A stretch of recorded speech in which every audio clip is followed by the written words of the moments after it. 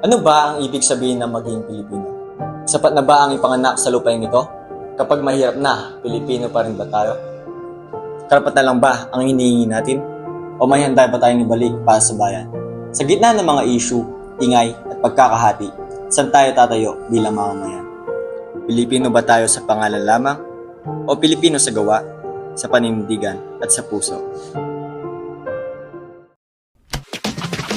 Masaysayang araw para sa lahat.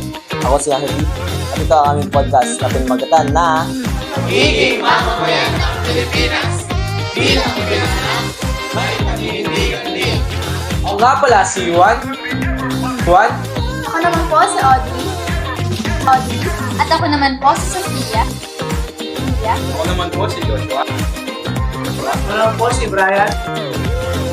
Ako si Wes. muli, masaysayang araw sa inyong lahat, mga kapwa ko mag-aaral. At ngayon ay may inihanda akong ilang tanong para sa inyo. Unang katanungan, ano nga ba ang ibig sabihin ng pagiging mamamayan ng Pilipinas? Para sa akin, ang pagiging mamayan ay hindi lang basta-basta status o papel. I think more siya sa pagkilala na parte tayo ng bansang iyon. Like, oo, meron tayong karapatan, pero syempre may responsibilidad pa rin tayo. Isa pa rin tayo, hindi lang tayo basta-basta tumatanggap ng benepisyo, kundi meron din tayong tungkulin na makilahok para sa ikabubuti ng ating pamilya. Tama. Isa kasi inisip natin na sapat na yung may passport ka o ID. Pero mahalaga yung pagigilok, lalo na sa isyong panlipunan. Salamat sa inyong mga sagutan. Kalawang katanungan para sa inyo. Ano ang mga pangunahing tungkulin ng isang mamamayan at ano-ano nga ba ang mga ito? Bilang mamamayan, tungkulin natin sumunod sa batas, igalang ang kapwa, at makilahok sa usaping bansa. Tulad ng pagboto at pagiging mulat sa nangyayari sa bansa. Maliit man o malaki, may epekto ang bawat kilos natin. Dagdag ko lang. Di ba kahit sa simpleng hindi pagtatapon ng basura kung saan-saan, pagiging pagkamamayan na din yun? Oo, tama. Salamat sa inyong mga kasagot. Ikatlong tanong. Paano naipapakita ang pagiging mabuting mamamayan sa araw-araw? Hindi naman araw-araw may eleksyon. So, paano natin maipapakita ang pagiging mamamayan sa ordinaryong araw? Siguro sa araw-araw na pagitungo, sa pagiging tapat, responsable, at may malasakit. Dagdag ko rin ay kapag tumutulong tayo sa kapwa, kapag hindi tayo nalalamang, kapag tumutulong tayo kahit walang nakakita. Yun ang mabuting gawain.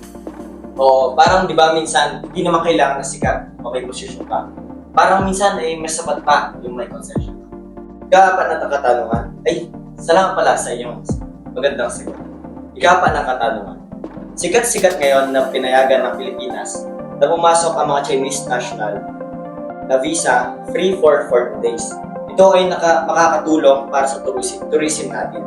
Sa tingin niyo, dapat bang payagan ang visa free entry ng mas maraming bansa sa Pilipinas para sa turismo kahit may risk sa seguridad? Maraming salamat sa tanong mo, Harvey. Sa tingin ko, dapat payagan na maging visa-free entry yung Pilipinas dahil nakikita namin na makakatulong ito sa pagpapalakas ng bansa. Dahil maraming turistang dadating, magkakaroon din ng mga maraming oportunidad sa negosyo. Makakatulong ito para mapaunlad. Magkakaroon din ng mga maraming trabaho, pati na rin mga organisasyon. Bukod pa dito, nakikita ko rin kasi na magiging simbolismo ito ng bukas yung Pilipinas at welcoming sa ibang bansa, sa mga gustong dumayo dito. Pero sa kabila pa rin nun, dapat pa rin talaga magkaroon ng tamang screening at monitoring para masiguradong ligtas at maiwasan yung pagkakaroon ng abuso sa loob ng bansa. Sa ganitong paraan, nakikita rin namin na mapapaunlad talaga natin yung ekonomiya natin kahit konti lang, pero napapanatili yung pagkakaroon ng balanse ng bansa. Napakaganda ng iyong sagot. Parang ikaw pa lang ang makikakaroon ng magandang sagot sa kanila. Muli, maraming salamat sa iyong napakagandang sagot. At ito na ang aking ikalimang katanungan. Bilang kabataan, ano ang masasabi nyo sa mga kasalukuyang problema ng bansa? Lalo na ang problema ng korupsyon sa gobyerno. At paano tayo makakatulong dito?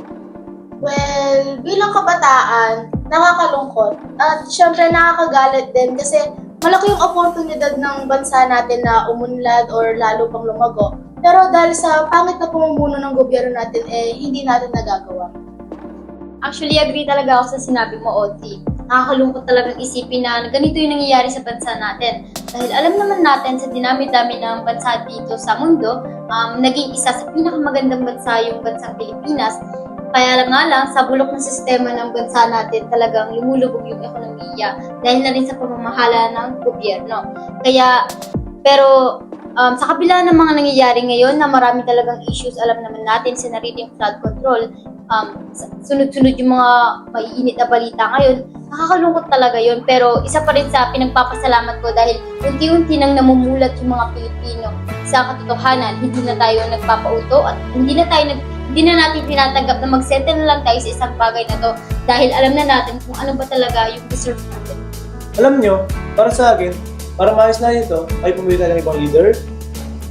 Tama naman si Brian. Dapat talaga, pumili tayo ng matinong leader, tapat, at marunong mamuno ng maayos sa Pilipinas. Totoo, talagang dapat alam na natin kung sino ba talaga yung pipiliin natin kasi wag tayo dapat magpabayad sa kung sino man yan, lalo na sa susunod na paparating na eleksyon, yung mga nagpapabayad dyan, dapat matuto na tayong magpabayad kasi nga yung pera mauubos lang yan saglit pero yung pamumuno nila magtatagal yan. Mas mahirap pa niyan magkaroon ng political dynasty.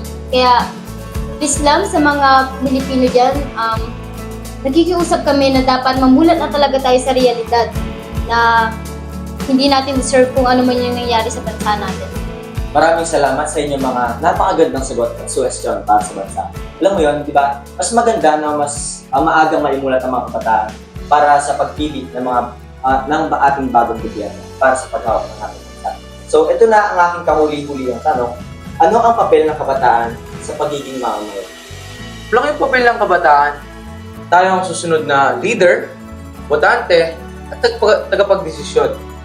Kaya kung maaga pa lang ay mulat na at may paninindigan na tayo, mas may pag-asa ang kinabukasan ng bansa. Kaya hindi na natin kailangang maghintay sa tamang panahon dahil ngayon pa lamang ay may ambag na ang mga kabataan sa Pilipinas. Kaya tayo mga kabataan ay dapat na talagang matuto. Kayo, mayroon pa tayong panahon. Para paguhin nila ang pag-iisip ng ating henerasyon Ay wala ng pag-asa sapagkat hawak natin ang kinabukasan. Kami naniniwala na kahit sa ganitong generasyon, Tayo pa rin kabataan ng pag-asa ng ating bayan. Muli, ako si Wesley. ako naman si Brian. At ako naman po si Joshua. Ako naman po si Sophia, Audrey, Yuan, At ako si Harvey. Muli, maraming salamat sa inyong pagtuloy. Ito ang aming podcast na pinamagatang Pagiging mamamayan ng Pilipinas, hindi lang Kaya, may paninindigan din. Bye!